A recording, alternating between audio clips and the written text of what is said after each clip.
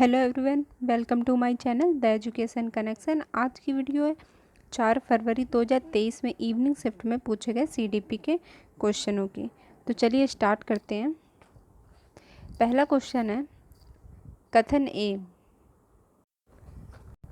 सभी बच्चों को बचपन में खेलने के अवसर और समय नहीं मिलता है।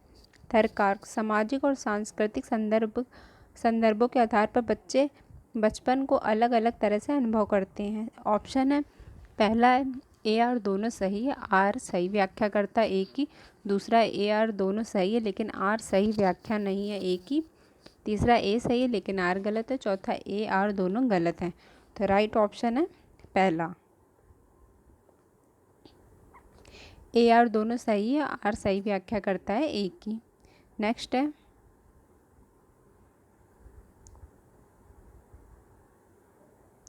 बच्चों के विकास के संदर्भ में निम्न में से कौन सा कथन सही है। ऑप्शन है पहला, बच्चों का संज्ञानात्मक व सामाजिक विकास केवल उसके वातावरण पर निर्भर करता है। सेकंड है केवल आनुवंशिक कारक ही बच्चों के विकास को निर्धारित करते हैं। थर्ड है बच्चे के विकास में आनुवंशिकता व वातावरण एक दूसरे से परस्पर अंतःक्रिया करते हैं। चौथा, बच्चे के विकास के विभिन्न आयामों में आनुवंशिकता व वातावरण का अलग अलग प्रभाव पड़ता है। ऑप्शन है पहला है दूसरा और चौथा, दूसरा है दूसरा, तीसरा है तीसरा और चौथा, चौथे में है पहला और चौथा। तो राइट ऑप्शन है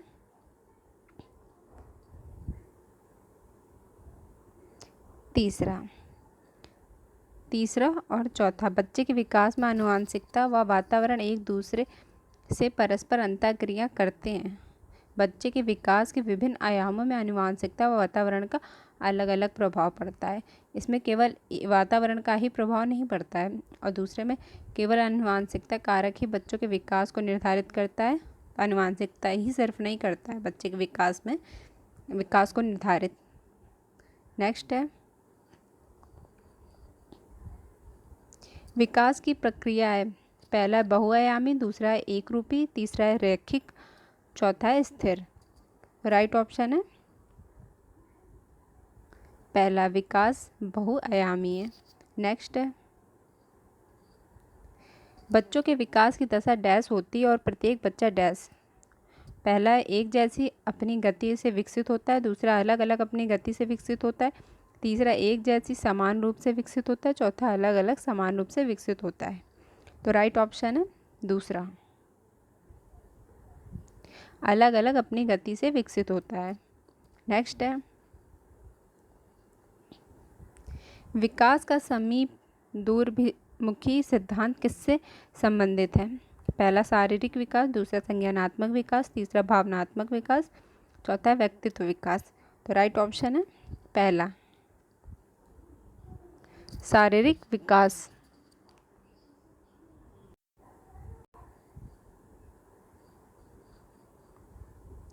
किशोरों के समाजीकरण के लिए निम्नलिखित में से कौन सी संस्थाएं महत्वपूर्ण तृतीय संस्थाएं हैं। पहला है मीडिया किताबें धर्म, दूसरा परिवार किताबें कानून, तीसरा कानून किताबें परिवार, चौथा है कानून धर्म परिवार। तो राइट ऑप्शन है पहला, मीडिया किताबें धर्म। नेक्स्ट है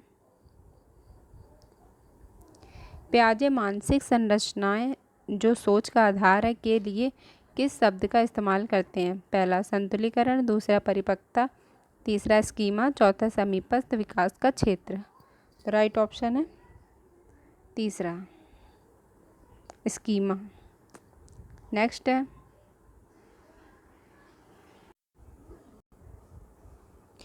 निम्न में से कौन सा युग्म सही मिलान है। पहला संवेदी चालक अवस्था, संरक्षण व क्रमबद्धता के कौशल, दूसरा पूर्व सक्रियात्मक अवस्था, परिकल्पित निगमनात्मक तर्क, तीसरा मूर्त सक्रियात्मक अवस्था, तर्क का मूर्त समस्याओं का प्रयोग, चौथा अमूर्त सक्रियात्मक अवस्था, प्रतीकात्मक कार्यों की शुरुआत, जीववादी सोच। तो राइट ऑप्शन है तीसरा, मूर्त सक्रियात्मक अवस्था, तर्क का मूर्त समस्याओं पर प्रयोग। नेक्स्ट है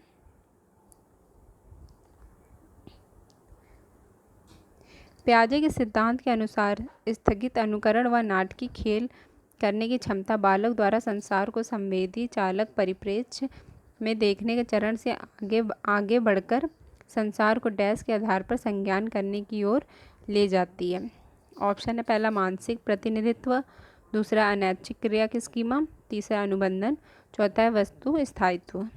तो राइट ऑप्शन है पहला मानसिक प्रतिनिधित्व। नेक्स्ट है माहिरा का मानना है कि सही व गलत का नियंत्रण बाहरी कारकों से होता है और वह प्रतिकारकों के द्वारा लागू किए गए नियमों को स्वीकारती है। वह कोलबर्ग के नैतिक सिद्धांत के किस स्तर पर है? पहला उत्तर सक्रियात्मक, दूसरा उत्तर पारंपरिक, तीसरा पूर्व सक्रियात्मक, चौथा पूर्व पारंपरिक। तो राइट ऑप्शन है चौथा पूर्व पारंपरिक। नेक्स्ट है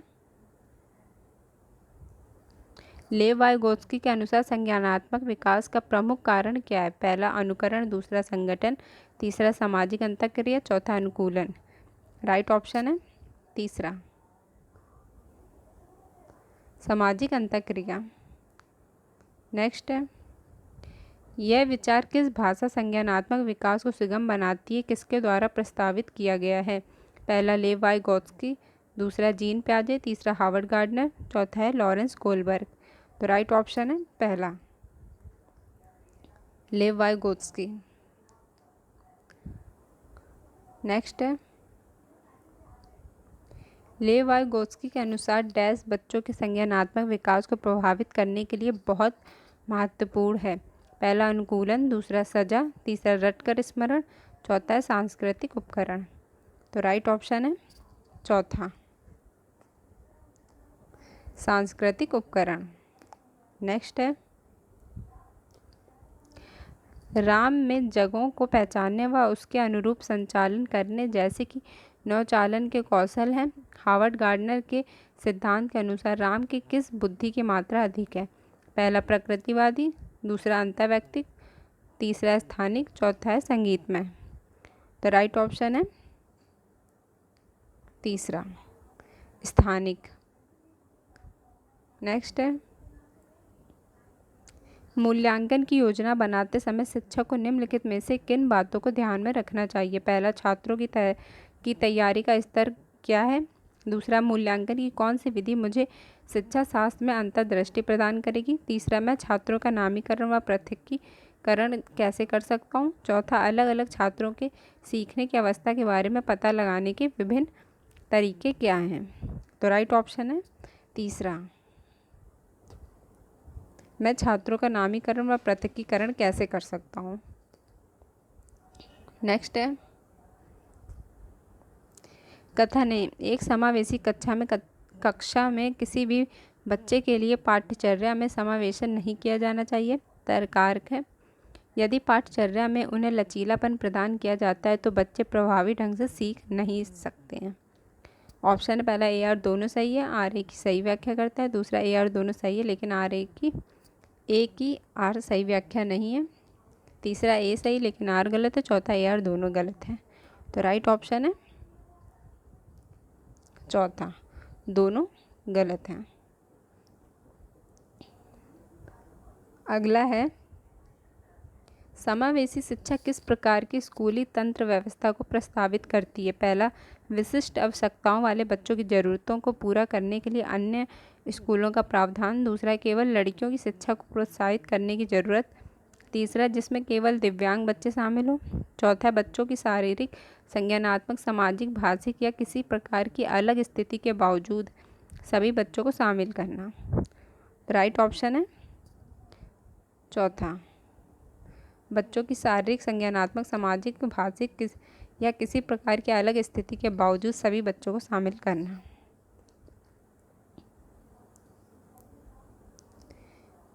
18 नंबर क्वेश्चन है एक छात्र को लंबे समय तक अपना ध्यान बनाए रखने में कठिनाई होती है और वह बेचैन हो जाता है और स्थिर नहीं बैठ सकता। ये विशेषताएं किस प्रकार की विकलांगता की ओर संकेत करती हैं? पहला स्वलीनता, दूसरा ध्यान न्यूनता अतिक्रियाशीलता विकार, तीसरा पठन वैकल्प, चौथा है गतिक विकलांगता। तो राइट ऑप्शन है दूसरा ध्यान न्यूनता अतिक्रियाशीलता विकार। नेक्स्ट है प्रतिभाशाली बच्चे। पहला है को किसी भी शैक्षणिक संशोधन से लाभ नहीं मिलता है। दूसरा है को उनकी रुचि के अनुसार जटिल कार्यों को करने के लिए प्रोत्साहित नहीं किया जाना चाहिए। तीसरा है को अपने साथियों की तुलना में हमेशा उच्च भावनात्मक परिपक्वता द्वारा पहचाना जा सकता है। चौथा है कि सीखने की विशेष ज़रूरतें होती हैं जिन्हें अक्सर कक्षाओं में नज़रअंदाज कर दिया जाता है। तो राइट ऑप्शन है चौथा। नेक्स्ट है शारीरिक गतिक विकलांगता से जूझते विद्यार्थियों के लिए निम्न में से कौन सा गतिशीलता सहायक तकनीक का उदाहरण है। पहला व्हील चेयर पहिया कुर्सियाँ। दूसरा बड़ी मुद्रित किताबें। तीसरा है शब्द सुझाव सॉफ्टवेयर। चौथा स्पर्श सामग्री। तो राइट ऑप्शन है पहला व्हील चेयर पहिया कुर्सी। नेक्स्ट है निम्न में से कौन सा कारक सीखने की अभिप्रेरणा को बढ़ावा देता है। पहला बहुत आसान या बहुत कठिन लक्ष्य चुनने की प्रवृत्ति। दूसरा लक्ष्यों की पूर्ति करने में खुद की संतुष्टि। तीसरा बाहरी कारक। चौथा है विफलता से बचने की अभिप्रेरणा। तो राइट ऑप्शन है दूसरा लक्ष्यों की पूर्ति करने में खुद की संतुष्टि। नेक्स्ट है मध्य विद्यालय में बच्चे सक्रिय रूप से अर्थ का निर्माण किस प्रक्रिया द्वारा नहीं करते हैं। पहला खेल। दूसरा सामग्री के साथ प्रयोग। तीसरा साथियों और वयस्कों के साथ बातचीत। चौथा है बार बार वेधन। तो राइट ऑप्शन है चौथा बार बार वेधन। निगेटिव पूछा है। नेक्स्ट है शिक्षा की समसामयिक नीतियों जैसे कि राष्ट्रीय शिक्षा नीति 2020 इस पर जोर देती है कि स्कूलों में शिक्षा डैश द्वारा होनी चाहिए। पहला अनुकूलन। दूसरा निष्क्रिय अनुकरण। तीसरा प्रत्यक्ष निर्देश। चौथा है खोज और अन्वेषण। तो राइट ऑप्शन है चौथा खोज और अन्वेषण द्वारा। निम्न में से कौन सा कथन एक सामाजिक रचनात्मक कक्षा में होने वाले आकलन के संदर्भ में सही नहीं है। पहला आकलन शिक्षण अधिगम प्रक्रिया का एक समग्र हिस्सा होना चाहिए। दूसरा आकलन कागज कलम परीक्षणों के माध्यम द्वारा केवल साल के अंत में किया जाना चाहिए। तीसरा आकलन एक समय अवधि के दौरान होने वाले बच्चों के अधिगम और प्रगति के बारे में जानने के लिए किया जाना चाहिए। चौथा है आकलन विभिन्न प्रकार की युक्तियों का प्रयोग करते हुए विविध रूप से होना चाहिए। तो राइट ऑप्शन है दूसरा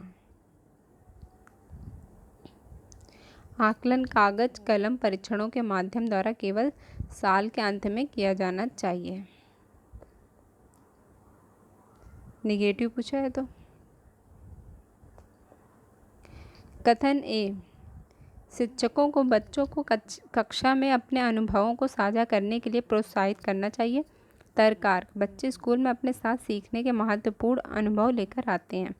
ऑप्शन है पहला ए आर दोनों सही है। ए आर की सही व्याख्या करता है। दूसरा ए आर दोनों सही है लेकिन ए की आर सही व्याख्या नहीं करता है। तीसरा ए सही लेकिन आर गलत है। चौथा ए आर दोनों गलत हैं। तो राइट ऑप्शन है पहला। नेक्स्ट है जब विद्यार्थी किसी कार्य में अपनी असफलता का कारण डैश और डैश कारकों को मानते हैं तब वे कड़ी मेहनत में लगने की संभावना रखते हैं। पहला आंतरिक नियंत्रण योग्य। दूसरा आंतरिक अनियंत्रित। तीसरा बाहरी नियंत्रण योग्य। चौथा है बाहरी अनियंत्रण। तो राइट ऑप्शन है पहला आंतरिक नियंत्रण योग्य। अगला है प्रभावी समस्या समाधान को किसके द्वारा बढ़ावा नहीं किया जाता है। पहला ऑप्शन है बच्चों को विचार मंथन करने और चर्चा करने के लिए प्रोत्साहित करना। दूसरा बच्चों को सहज अनुमान लगाने के लिए प्रोत्साहित करना। तीसरा है ज्ञान के पुनरुत्पादन पर ध्यान केंद्रित करना। चौथा है कई दृष्टिकोण लाने पर ध्यान केंद्रित करना। राइट ऑप्शन है तीसरा ज्ञान के पुनरुत्पादन पर ध्यान केंद्रित करना। नेक्स्ट है बच्चों के वैकल्पिक संकल्पनाओं का ऑप्शन है पहला, शिक्षकों द्वारा दृढ़ता से हतोत्साहित किया जाना चाहिए। दूसरा, शिक्षकों द्वारा अनदेखा किया जाना चाहिए। तीसरा, होना न केवल बच्चों में बल्कि वयस्कों में भी एक प्राकृतिक घटना है। चौथा, होना बच्चों की कम मानसिक क्षमता का एक निश्चित संकेत है। तो राइट ऑप्शन है तीसरा, होना न केवल बच्चों में बल्कि वयस्कों में भी एक प्राकृतिक घटना है।